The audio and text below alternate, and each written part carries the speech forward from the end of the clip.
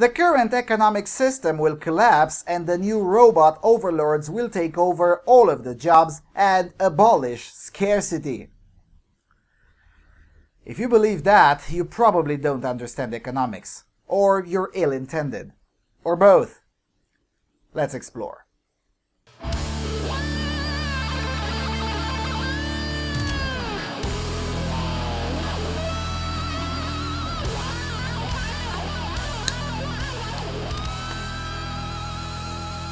Hello everyone, and welcome to the Freedom Alternative. Recently, it was announced that there is such thing as an artificial intelligence that can serve as a lawyer, and the AI already has its first contract. It's here to stay, and it will continue to stay. Also, thanks to socialist politicians and well-intended gullible fools, the automation of certain services is happening much faster than it should in certain economic sectors of certain countries or jurisdictions. Now, this particular aspect begs a discussion about two other popular but nonetheless wrong ideas, namely minimum wage and universal basic income. But until we get to those bad ideas, let's address this bad idea that is trending both on the far left and on the far right, namely that eventually the leftist Star Trek utopia will be forcibly bestowed upon us because robots will make work itself obsolete. When asked how will this happen, such people usually respond by saying that the current system relies on scarcity, or assumes scarcity, as if scarcity isn't obvious. But then again, ideologues don't view the world as it is, and everything they don't like has to be ideological. It can't possibly be that they're simply wrong. Anyway, so they say that scarcity is assumed, and if robots would somehow be able to abolish scarcity, then the concept of market itself would become obsolete, and nobody will need to work anymore because everything will be created by machines who also maintain themselves. Oh, this is very interesting. Now, the refutation for this is really simple. No, you cannot abolish scarcity. Even if you could somehow make virtually unlimited supplies of raw materials that then the machines can transform for you into technology, food, shelter, and so on and so forth, even if you could do that, that still wouldn't be literally unlimited. But even let's grant that, let's assume it would be. Even then, there would still be a resource that is not unlimited, and it cannot be unlimited. Time. There is no way you can make someone live forever with the physical capacities of a 21-year-old. It would be fabulous if that would be possible, but it's not possible, and it will never be.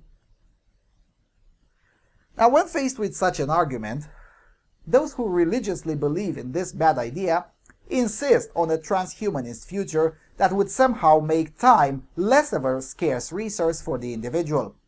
Now, Rocking Mr. E explained in this video 3 years ago why transhumanism is largely a mad delusion, as he'd put it, so I won't go into that and rather invite you to watch his video. But regardless of your opinion about transhumanism, or mine or Rocking Mr. E's opinion, a transhumanist future would not make time limitless for the individual, not even by a long shot. Human cells, like all cells, tend to degrade over time. Now, it is perfectly possible to slow the degradation process to such an extent that a man can be strong as in his 20s for 50 or 60 years, maybe even a bit more. But it is not possible to make a man be as strong as in his 20s forever. And no transhumanist future can bring that one about. Other than time, there are also other resources more abstract, such as human energy, or maybe I should say willingness, because, let's call it willingness, because human energy sounds a bit too dodgy. It sounds more like a pseudoscientific concept. Basically, humans have certain desires in certain periods of their lives. The desire to do what it takes to fulfill those desires is, in and of itself, finite. For instance, I had a big desire to play the piano 20 years ago. I didn't pursue it because I learned how inefficient use that would be of my time. Meanwhile, that desire ended or faded out. Even if I win $30 billion tomorrow, I still won't start learning how to play the piano because that desire ended a long time ago. Same works with virtually any other desire. Hence, the willingness to pursue something is a finite resource, a scarce resource. Now, I could go on with other examples, but you get my point. While it is true that certain jobs that exist today will no longer exist 60 or 70 years from now, it is also true that jobs that don't exist today will exist then. It is also true that the cost of living may drop and thus the necessity to work for certain people may drop as well, and that's a good thing. But abolishing scarcity itself? Nope, that definitely won't happen. And mind you, I haven't even entered into the negative trade-offs that come with a transhumanist future. Even if we assume that everything works just fine and no totalitarian rises up to power to kill anyone opposing chips in the brains or some other enhancers of humanity, that still won't abolish scarcity and won't abolish work. Also, perhaps a bit of perspective is needed. At least a quarter of the planet has never seen electricity.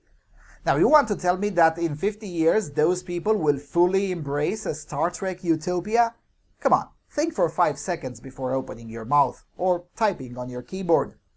It is no accident that most of these views come from people who haven't seen a village firsthand in the last 10 years, or perhaps have never seen a village in their lives.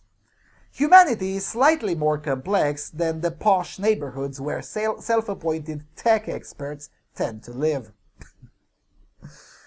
I simply can't abstain myself from laughing when I see upper-middle-class millennials explaining to me how truck drivers will be obsolete in 10 years. All I can think of is the tiny roads of Europe, east and west, that go right through the middles of genuinely primitive villages. Now, good luck putting self-driving trucks full of toxic materials on those roads and do it safely. There are 100 things that could go wrong that can never be overcome through an algorithm. For instance, how will an algorithm factor in a spontaneous riot from the progress and the youth diversity? Like in Calais, France, for instance.